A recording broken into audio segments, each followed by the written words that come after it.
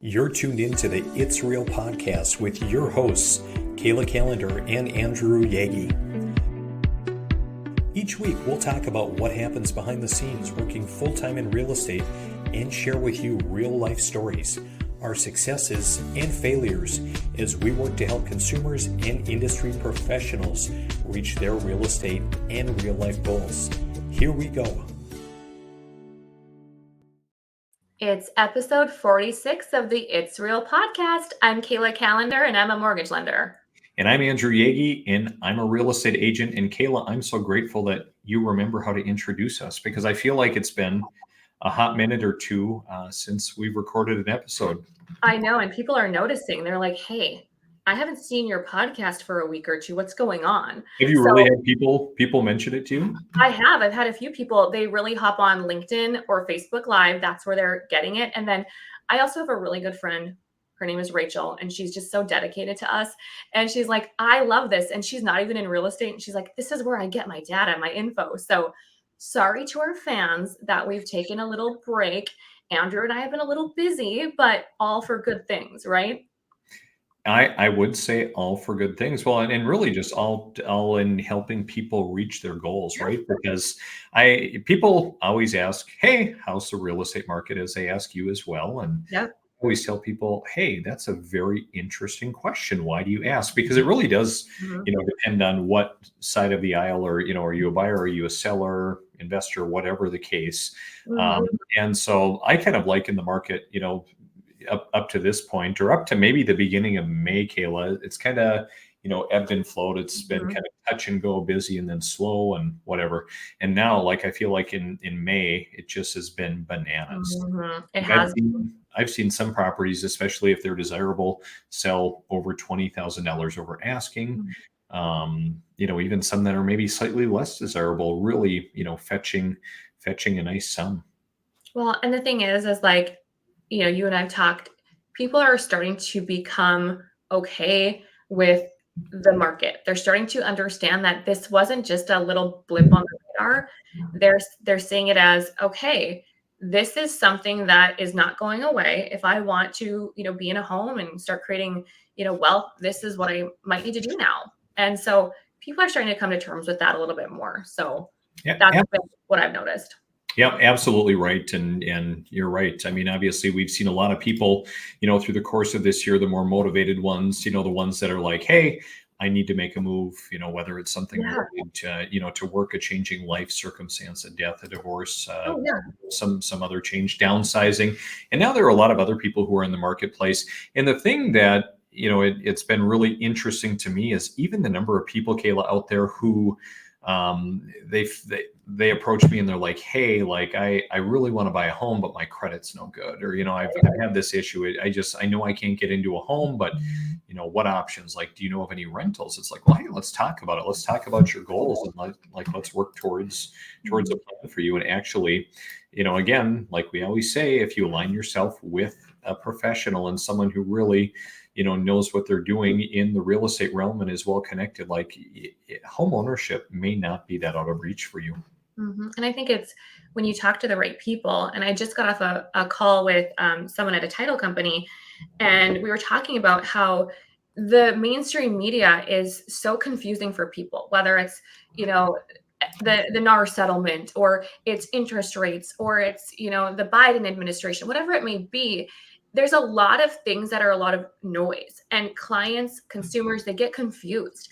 And you and I talk about this a lot, but when you're told just go shop a payment and just go and shop a rate, and you're literally comparing your rent payment to a mortgage payment, and all you see is the payment difference, and no one's educating you on the appreciation gain or paying down your own mortgage and gaining equity and the tax benefits. When you're only just calling to hear a rate and a payment, you're not getting educated on the full picture. And so I think that, as we continue on in our careers, you and I are even noticing it takes time to be able to understand the benefits. Just like you don't rush through to pick a doctor for a surgery, or you don't just rush through to even find a house. You don't go with the cheapest house or the cheapest doctor. You find your options and you decide what's best for you. And I think there's just a lot of noise right now still, in our industry.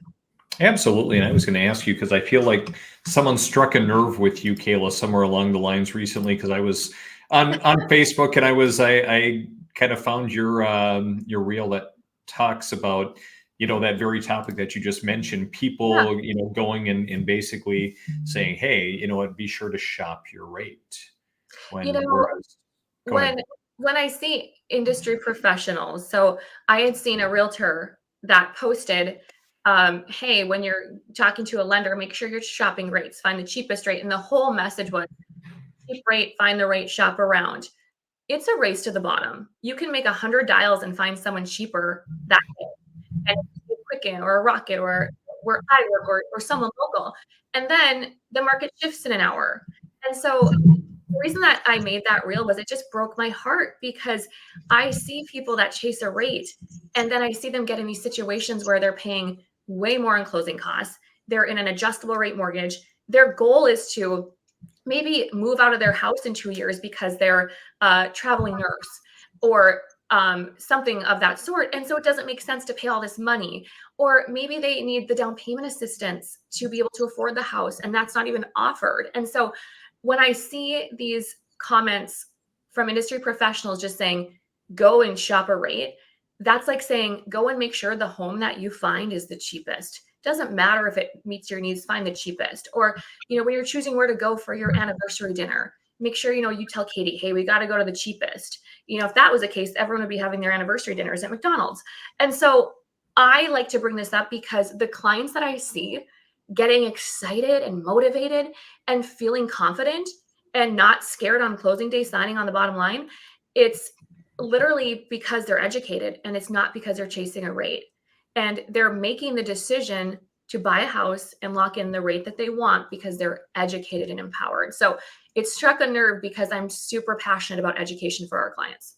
I like that, Kayla. What I don't like is you saying that McDonald's maybe isn't adequate for a an anniversary dinner. What if it was Katie's dream to have a chicken nugget Happy Meal for our anniversary? I feel like I know your wife enough to know that she's just, I, I think she'd want a glass of wine with her meal, and I just don't think McDonald's would serve that. So, Yeah, you could be right. She's not a wine fan, but she probably would want a cocktail on such an. okay. Well, point being, maybe I, McDonald's isn't right. I hear you, and I'm with you too. And so to get back on topic, it's the same with what we do. And I've had people coming to us and like, hey, and I don't want to pay for your service, or I'm shopping around a little bit, and that's fine. Like I might not be the agent for you or for everybody, but we run a very premium marketing program here, and we're great when it comes to communications, and we're doing things that 99% of agents aren't doing, things like video to promote properties. And you know what? We're not charging any more than an average agent out there, but Yeah. you're going to get great service. You're going to get great marketing expertise, market savvy. And so, yeah, absolutely right. But it comes down to, Kayla, go find your people, and the rest will take care of itself. Have the conversations. I keep thinking about how, people make such, you know, big decisions and they're very methodical about it with other things in their life. I see people when they go through a home build and like all the decisions that they make. And I see when people go through, like we talked about before, if they have to get surgery somewhere and they're going through, what their options, as a doctor, they're presenting you your options. Here's ABC. You go through those, just like I said, so methodically. And with one of the largest purchases, and truthfully, this is where you're going to live for probably a long time. It's where your family's going to be and where you have holidays. And I know that my home is my oasis at the end of the day. Why are people rushing to just ask a rate? I think it's just because that's all they've been taught. It's Yep. really not their We fault. don't know. We don't know what else to ask, so we're going to Yeah. ask. The only piece we know is price or rate. So, Yep. So, speaking of rate, Kayla, where are we seeing rates? I feel like rates have been just kind of all over the board, but mhm. are rates good? Is it a good time to buy? Where are we sitting? Right now we're right around that 7 mark, depending on the day, for a 30-year fixed. You can see, I always like to talk about FHA. it's going to be a little bit less, and VA kind of the same, 6.65. So we've seen it's been a little bit volatile the last couple of weeks, but for the most part, we're not seeing much jump up or down. We're not seeing huge shifts in rates. The people that are on the fence are, watching the rates, but at some point, I think a lot of them have said, okay, this might be here to stay a little longer. We heard, back in 23, they might drop. Then we heard 24 beginning. Now we're hearing July, then we hear October. And then it's hopefully by the end of the year or next year. And I think, in general, what I'm hearing is that within a year, we should see some shift. But we really just don't know. It's got to be, if home ownership makes sense for you, you can't chase the rate. And as I tell my clients, if you're okay with the payment at this rate today, I say move forward, because hopefully within 12 months, you can be refinancing. So right on, Kayla. What about over your friends at North Dakota Housing? yeah, so North Dakota housing rates have come up a little bit. I always look at that top one because there's so many options, but at one point we were seeing 4.75 for that first home government loan there. And so, they've come up a quarter, 3/8, give or take, but still, I mean, if you can get into a home for 5.15, 5.4, again, they're income-based programs, they're first and repeat options for you. But this is where, again, it comes down to talk to your lender, see if you can qualify for some other programs, because that 5.1, 5.6, that's a lot more attractive than, the 6.65, 7%. Yep, absolutely right. So I guess at the end of the day, know there are options, and and of course not to necessarily shop a lender, but go find someone you're comfortable with, someone that's going to provide good service. And Kayla, I've seen, with other clients, and I think you've talked about it before too, where, some lenders out there that, hey, I'll get you a better rate than what Kayla might have quoted, but, they're basically paying to buy it down, and their closing costs are just through the roof.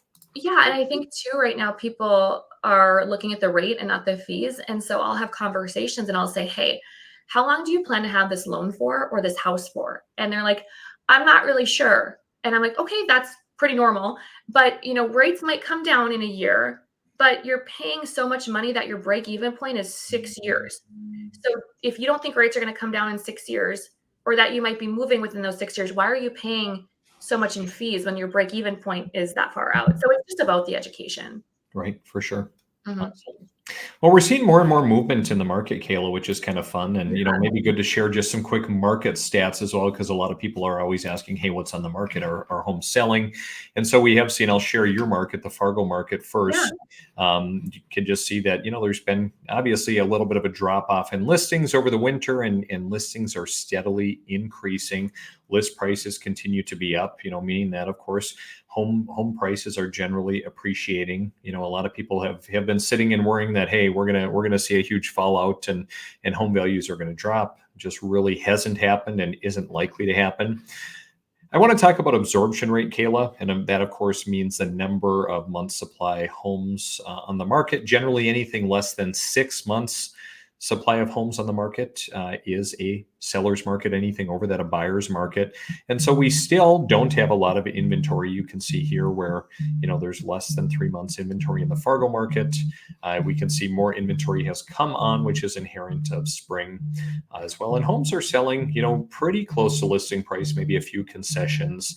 Days on market's dropping, which mean homes are selling fairly quickly, continuing kind of a rapid sale on average, 50 days, which is a little bit longer than, kind of last fall and last, kind of spring through summer as well. Looking just really quickly on the marketplace I'm in kind of the Fergus Falls and Greater Otter Tail Lakes area, you can kind of see many of the same factors, except we have a lot fewer homes for sale, less than 1.5 months supply of homes. People are getting maybe a slightly better deal here in this marketplace, and homes kind of a few more days on market, kind of in the middle 50s. But I still say if homes are desirable and they're priced right, they're selling really quite quickly. Right. And I think too, right now it kind of depends on the price point. I'm noticing, depending on what range people are shopping, and I'm seeing some are getting seller concessions, some are offering under, but I'm still seeing, and maybe this is new, or you're saying this too, Andy, is when people are making offers, some are going over asking depending on that price range, depending upon the amount of people wanting to make an offer. Mhm. What are you seeing? Yeah, for sure. We are seeing people willing to pay over. I just listed one of my brother's homes up in Thief River Falls, and we've had, I think, probably 13 showings, and Wow. and we'll have quite a number of offers to look at. But even in their marketplace, they have even fewer homes for sale, and they have a lot of big employers: Articat, DigiKey. There are Wow. even a strong medical and county government. So there are constantly people coming in, and just not a lot of homes. Just kind of Mhm. like everywhere else. Are you seeing in I was having this conversation yesterday with someone in smaller markets, like think about my hometown, Walhalla or Nichi Pemina, these smaller markets where there's not a lot of homes in general. When a home comes on the market in these smaller towns, is it harder to sell or is it easier to sell because there isn't a ton of homes? Like what do you see in kind of smaller towns as a realtor? I think it can go both ways for sure. So on one hand, if it even makes it to market, because there are so many people that, Yes. hey, I know that the Johnson place is coming and I really want it and I might buy it. Yeah. Most people want to put it on the market, kind of test the market, see what's going to happen. So it may not even hit the market. If it does hit the market, if it's a desirable house, once again, I think it's going to move pretty quick. Mhm. Um, but I have seen in some, and even looking at some of the my original hometown and some of the surrounding communities, there are some homes that do sit for a little bit if they aren't as desirable, or if maybe they're not priced right. Because there are some people today that they think their property is worth a mint, and it maybe isn't necessarily the case. Mhm. Yeah, and a lot of those houses too, it's been in the family maybe longer, things like that that you deal with. But I was just a question that I had, and I'm like, I'm gonna have to ask Andy that because I wonder if they fly off or if they sit for a bit. So Yeah, no, that's a really good and actually a really really interesting question. I it's really interesting. A couple of years ago, I had a client who moved to Fergus Falls, and we sold her a new construction build, and she was coming from a very rural community, kind of from my original neck of the woods, if you will. And I was talking because her purchasing was contingent on her home selling, so I was talking to her agent up there, and this particular brokerage, like, I'm looking around and I'm a member of a good number of MLSs, can't find it. Looking on Zillow, can't find it. So I talked to the agent and I'm like, hey, like, what MLS are you a part of? Well, we're a part of the national MLS. It's like, well, there really isn't a national MLS. There's like some online website. But there was one brokerage that they don't even list their properties publicly. So it's like a big book of pocket listings. oh And wow. if you don't know them and don't talk with them, you don't Yeah. know the How do you know? properties out there, which Hmm. honestly just really floored me. And I mean, I guess they do business that way and it works. But Yeah. I also think like one of the biggest reasons the MLS database was put together was for cooperating and sharing data and getting Mhm. it out there for the public. So in my mind, they're doing their clients a huge disservice. It's a service. But I guess there are Mhm. still some areas of the world in which that is kind of the way Well, they they do business. operate yeah, it's like people doing handwritten mortgage applications. That's still a thing too, Or apparently. purchase agreements too. I mean, I still have some agents come and even, and I'm sure you see it too in mortgage, but the frustrating piece sometimes is seeing just the fact in real estate that the barriers to entry are really, really low. Like in Minnesota, Mhm. 90 hours of education to get your license. And then, Yeah. you can go out and sell a home. And again, we've talked in past episodes how, half of the agents out there that are licensed sell 0 to 1 homes per year, which leads to increased costs and increase in competence. And I mean, I see some agents out there, including one who just sent me a purchase agreement, that I Mhm. would literally, if we accepted their offer, have to counter their offer back to correct about 12 errors or omissions on it. Mhm. And And it's I just like it makes me very sad for our industry, just because the lack sometimes of professionalism and incompetence in mhm. what is a huge asset and a big deal for so many people. I agree with that, and I think that, with all the noise around NAR and all the things, like, this is a good thing, at the end of the day, we are just setting ourselves up to be able to educate and provide more value to our consumers, be more clear. It's not that there's big changes technically even happening, but the way that the media makes it sound, it's like, pandemonium, but at the end of the day, if you are a realtor or lender providing excellent service, I mean, the cream always rises. And so this is going to be, in my opinion, I think really good for our industry. Yeah, I'm with you, Kayla, too. I think there are some good changes that are coming, which obviously we've talked a little bit about in the Mhm. past, and we'll probably talk about a little bit more down the road Yeah. as things kind of change. But I'm excited about everything that's going on in the real estate industry, all the potential changes, and I even look at in our local marketplace and in other places, like even we're really working on ways to help people get into home ownership, to become homeowners, working on affordable housing. We're going to, build a spec home here this Yeah. year, and we're going to, kind of dabble in development a little bit and kind of see what we can do to help, change the local Mhm. landscape. Yeah, and I think that's how you do it, and it's one of those things too where, you are constantly educating yourself, and you yourself are investing in rentals and setting yourself up to even, share your experiences here on the podcast and with your clients, and you're the epitome of someone that, if I wanted to buy or sell, like, would never second guess, because I know you've been through it personally, and it's what you do for your profession and you're passionate about it. Yeah. Well, the same for you, Kayla. I think that, obviously, and I still think back to meeting you at NDSU freshman year and you working at Choice Financial, the Walmart branch on 13th Avenue. And just the fact that, Oh, you've really been dedicated to banking. yeah, And I mean, we don't. I think back, all of those years ago, and I mean, I would have no idea that I would be sitting, in this chair today and helping people reach their real estate goals, kind of like Mhm. you maybe wouldn't have thought the same the same thing. But I think it's really exciting and really, really interesting as Yeah. well. And also fun to kind of work alongside you and kind of, brainstorm and strategize and kind of think like, hey, how can we be there for people and help Yeah. them reach their goals through what can be a very, very difficult time. Yeah, and it's crazy just the path that you take, and what was it? What did we graduate? Oh, 09, was it? I mean, look, I mean, who would have thought? So, go Bison. Go Bison, indeed. So, Oh. Kayla, do you have any final thoughts today as we kind of wrap up kind of our today's episode 46? It's gonna be the same thing on repeat. Have conversations, align yourself with the right people. Don't listen to the media. There's gonna be tons of news and things that are out there, but if you can take the time, an hour, 2 hours of your life to be able to talk to a lender and realtor, just do it, because this is a big deal. And if you do it the wrong way, it can be life changing. And if you do it the right way, it can be life changing. Mhm. Ooh, I like that. Either way can be life changing, It can but be. It can be. kind of the success is it's up to you. Yeah, and at the end of the day, if you're not doing the work to, put in to, hit your goals, then the results probably won't be what you want. And I think I just continue to bring this up because I continue to see people not taking the time, and then I see the people that are, and it's just a world of difference. Mhm. Yep. I would agree with you. And I think, make the time and follow the process. Like in our office, we don't work with that many buyers. We mostly Yeah. work with home sellers, but the buyers that we work with are going to follow our plan, which means, hey, you're going to come in and we're going to sit down, we're going to visit. I want to get to know Mhm. you. I want to get to know your pain points. What are your goals and your dreams? And I want to make sure we're looking for the right house.